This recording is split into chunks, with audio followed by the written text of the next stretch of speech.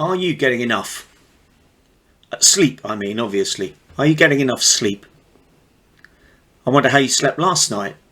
I wonder how you slept over the weekend. Do you wake up feeling rested? Do you wake up feeling like you've slept enough?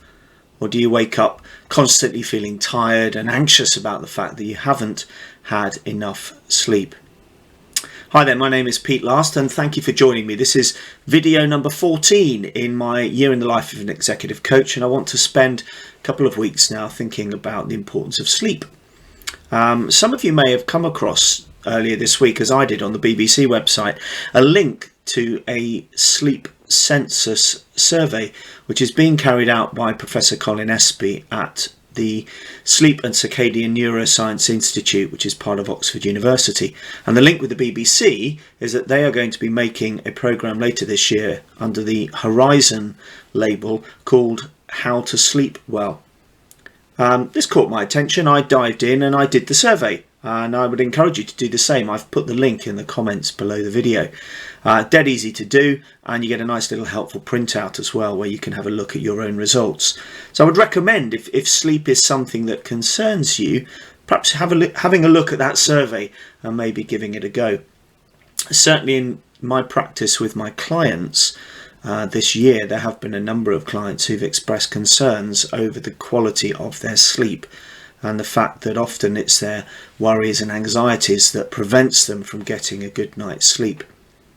The survey's very easy to complete, and it gives you a couple of objective scores. So you get a sleep score, which is ranked from 0 to 10, 0 being shocking, 10 being perfect sleep.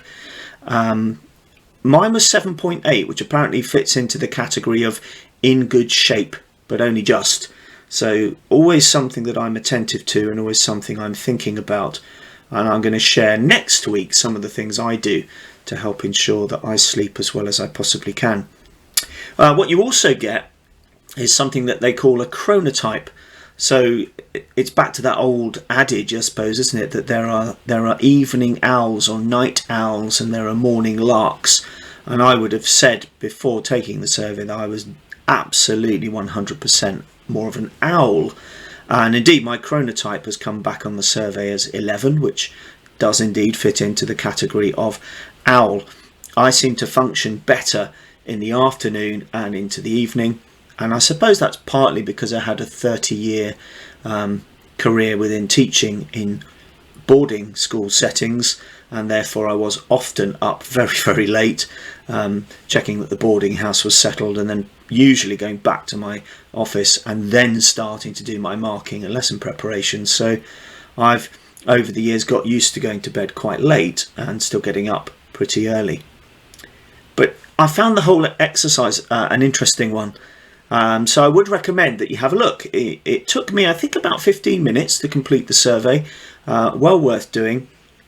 And it'd be interesting if you do take the survey, if you share your sleep score, share your chronotype, and then maybe check back in next week, in my video next week, because I want to focus there on some tips that I've developed and practiced in recent years to improve the quality of my sleep, and tips that I have been sharing with some of my clients whilst I've been working with them.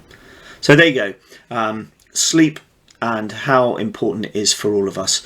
Do have a look at the survey, and do, if you're able, join me again next week for video number 15. Have a great week.